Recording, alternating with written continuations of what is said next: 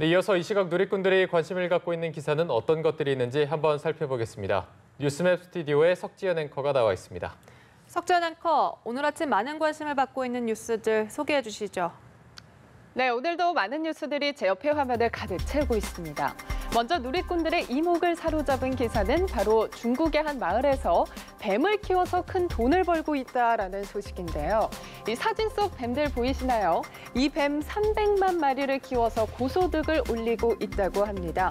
어떻게 된 일인지 기사를 통해 함께 확인해 보실까요?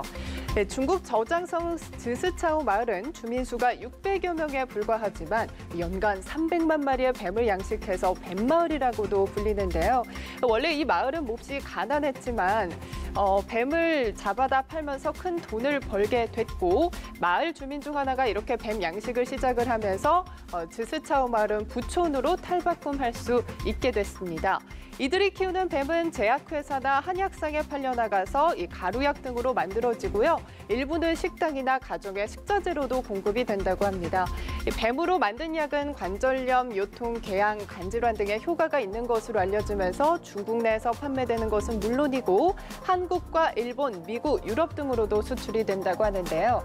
이 마을 한 해 소득이 무려 130억 원이라고 합니다. 마을 사람들 대부분은 벼농사를 짓는 농부나 도시 노동자보다 훨씬 높은 소득을 올린다고 하네요.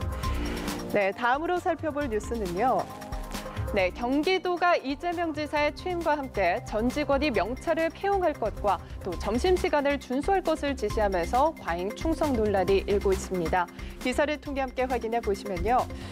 도에 따르면 조속한 시일 내에 전 직원이 근무 시간에 명찰을 폐용할 수 있도록 조치하라고 각과에 요구를 했고 앞서 지난 3일에는 중식 시간 이행 등 복무 규정 준수 철저 알림이라는 제목의 공람에서 민원 응대 문제가 발생하지 않도록 점심 시간을 지킬 것을 지시를 했습니다.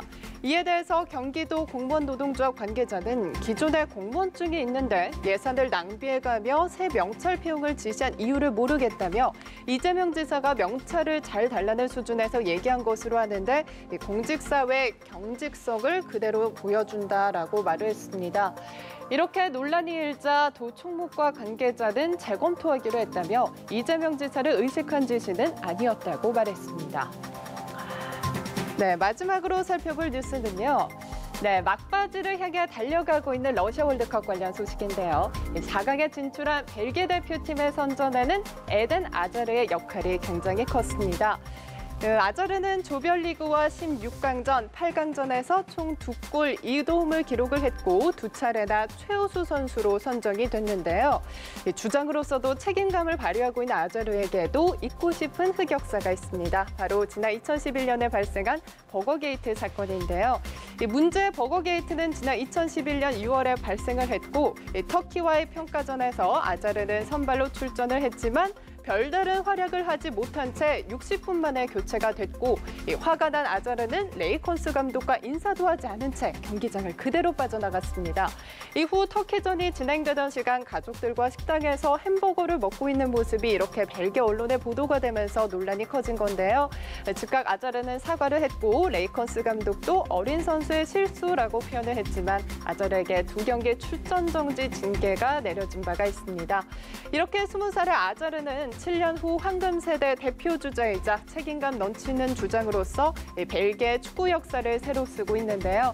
내일 새벽 결승 길목에서 프랑스와 벨기에가 먼저 만나는데 팽팽한 박빙의 승부가 예상되는 만큼 관심이 집중되고 있습니다.